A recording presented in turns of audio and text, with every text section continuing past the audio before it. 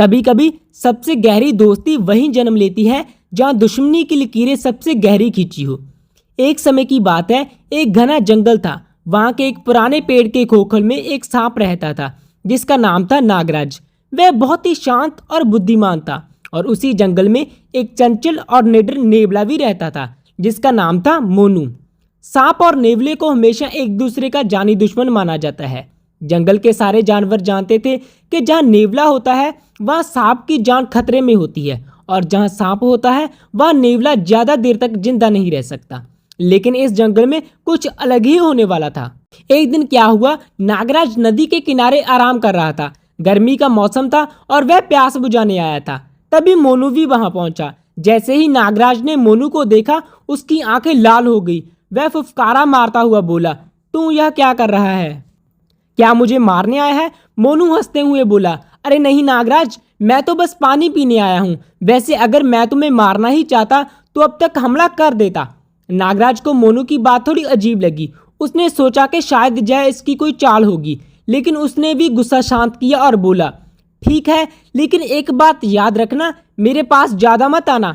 मोनू ने बोला, अरे डरो मत नागराज, मैं दुश्मन बनकर नहीं दोस्त बनकर आया हूँ। तभी नागराज ने सोचा, क्या सांप और नेवला भी कभी दोस्त हो सकते हैं? तो अगले ही दिन जंगल में एक शिकारी आया। उसने अपने जाल में नागराज को फंसा लिया। नागराज छटपटा रहा था, लेकिन उसकी फुफकार सुनकर कोई भी जानवर उसकी मदद के लिए नहीं आया था। तभी वहां मोनू पहुंचा। मोनू ने कहा, अरे नागराज, तुम इस जाल में कैसे फंस गए? नागराज ने कहा, मोनू मैं बच नहीं पाऊंगा, जल्दी भाग जाओ वरना शिकारी तुम्हें भी पकड़ लेंगे। मोनू ने मुस्कुराते हुए कहा, अब हम दोस्त हैं, दोस्ती निभाने का समय आ गया है। मोनू ने अपने नुकीले दांतों से जाल काटना शुरू किया। थोड़ी देर में नागराज को आजाद भी कर लिया। नागराज की आंखें अब आंसू से भरी हुई थी। तुमने मेरी जान बचाई मोनू, मैं सोच भी नहीं सकता था कि एक नेवला मेरी मदद करेगा। मोनू ने कहा, अब हम दोस्त हैं नागराज, एक दूसरे के दुश्मन नहीं। अगले ही दिन जंगल में बदलाव आया। धीरे धीरे जंगल के सारे जानवर यह जानकर हैरान हो गए कि सांप और नेवला अब दोस्त बन गए हैं।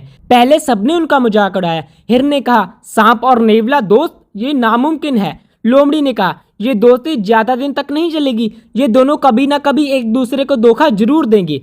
लेकिन नागराज और मोनू ने साबित कर दिया कि अगर दिल से नफरत निकाल दी जाए तो कोई भी दुश्मनी दोस्ती में बदली जा सकती है।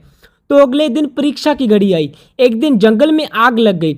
सभी जानवर अपनी जान बचाकर भागने लगे। नागराज और मोनू भी भाग रहे थे। तभी नागराज की पूंछ एक जलती हुई लकड़ी में फंस गई। मोनू ने देखा कि नागराज फंसा हुआ है।